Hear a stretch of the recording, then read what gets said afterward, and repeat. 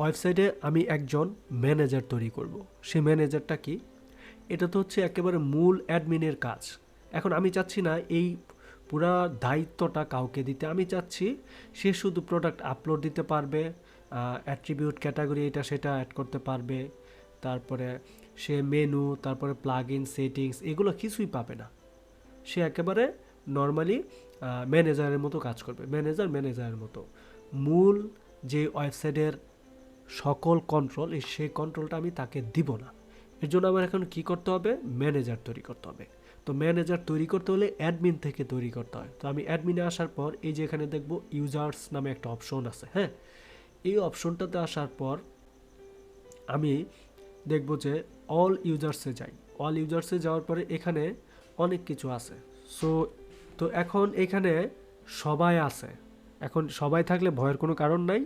Super অ্যাডমিনটা কোনটা? Super অ্যাডমিনটা হচ্ছে administrator, মূল অ্যাডমিন, একেবারে ওয়েবসাইটের মানে মূল মালিক।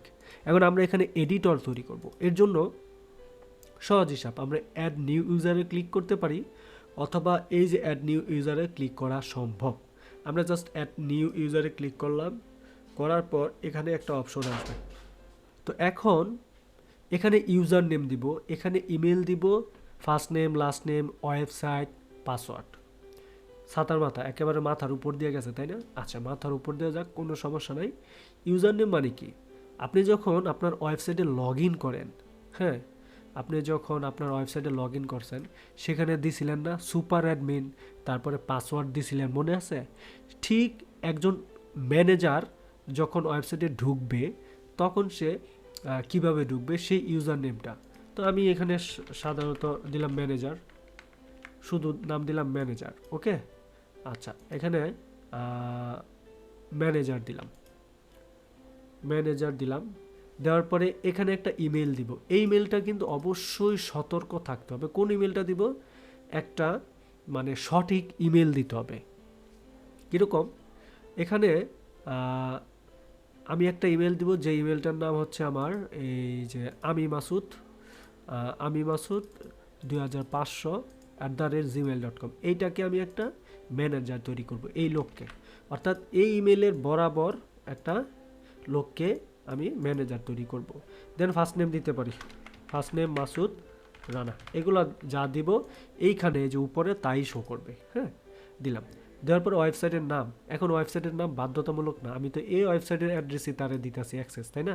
সো এটা কপি করলেও করতে পারি, না করলেও নাই, কোনো ব্যাপার না। এখানে এসে মূল কাজটা কি? আপনাকে যখন আমি সুপার অ্যাডমিনের পাসওয়ার্ড, ইউজার নেম এবং পাসওয়ার্ড দিছিলাম, ঠিক এই ম্যানেজারকেও একটা সুপার অ্যাডমিন এবং পাসওয়ার্ডের অপশন দিতে হবে। সো এখানে আমি ম্যানেজারকে ম্যানেজারই রাখলাম ভিডিওর স্বার্থে, ওকে। ম্যানেজার রাখলাম। আপনি অন্য কিছু দিতে পারেন, অবশ্যই এটাকে সেভ করে রাখবেন। আচ্ছা, অবশ্যই পাসওয়ার্ডটা একটু কঠিন দিবেন, এই যেরকম এরকম কঠিন দিবেন, তাহলে দেখবেন স্ট্রং লেখা থাকবে। আর উইকটা কেন আসে? উইকটা হচ্ছে আমি নর্মালি দিছি তো, এর জন্য। আর উইক দেওয়ার পরে এই যে এখানে বলে দেয় কনফার্ম পাসওয়ার্ড, তাহলে উইক দিলাম, ডান। এটা আপনারা দিবেন, আপনারা একটু কঠিন দিবেন, তাহলে একটু মানে এই ভেরি উইক লেখাটা আসবে না এবং কনফার্ম পাসওয়ার্ড লেখাটা আসবে না, ঠিক আছে? আচ্ছা, দেন এরকম আসার পর এই যে রুল, এই লোকটাকে, তো যাই হোক এতটুকু করার পর এখানে রুলের অপশনে এসে তাকে আপনি কি দিবেন?